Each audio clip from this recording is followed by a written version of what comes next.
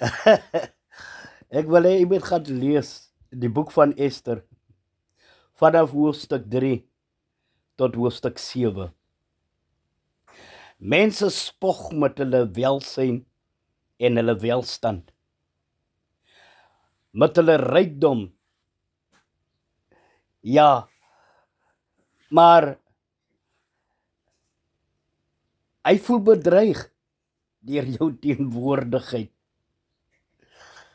Hy het alles wat sy hart begeer, maar jou teenwoordigheid is vir hom 'n probleem. In die boek van Ester lees ons van Haman. Dit het goed gegaan met Haman.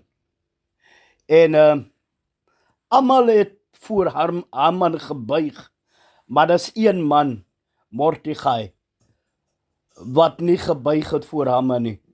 En Haman kon dit nie staan nie. Daar's mense wat net nie jou teenwoordigheid kan staan nie. Daar's iets net besonders, iets besonders in jou. Hulle kan dit nie vat nie. Luister, die Bybel sê, leer vir ons dat Haman het gaan kla by sy vrou en sy vriende omtrent Mordegai. Dan kom hy by die punt wat hy vir hulle sê, Ester hoofstuk 5 vers 13. Maar dit alles baat my niks, solank as ek die Jood Mordegai in die poort van die koning sien sit.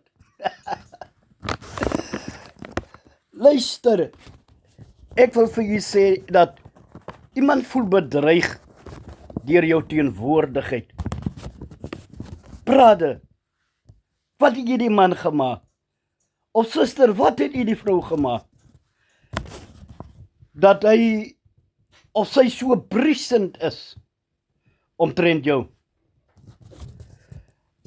Hulle probeer alles in hulle vermoë om ontslae te raak van u. Jy word swak gemaak by die werk, in die gemeenskap, selfs in die kerk. Hulle doen hulle uiterste bes om jou uit die weg uit te ruim.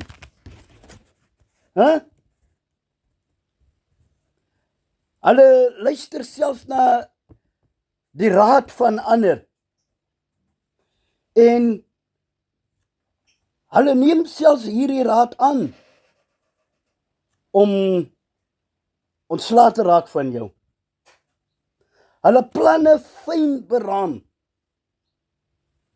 om jou uit die weg uit te ruim.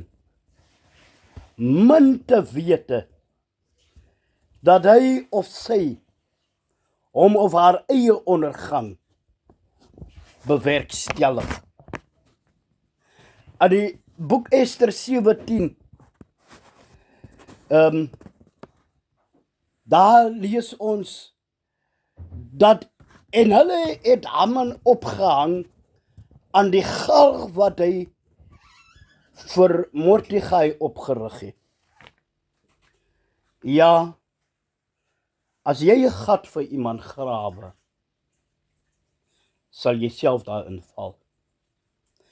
En 'n klip wat jy rol, sal terugrol na jou toe. Pas op wat jy probeer om aan iemand te doen. Want wat jy aan jouself nie gedoen wil hê nie, moenie dit aan iemand doen nie. Praise die Here. Halleluja. Glory to God. Iemand voel bedreig deur jou teenwoordigheid.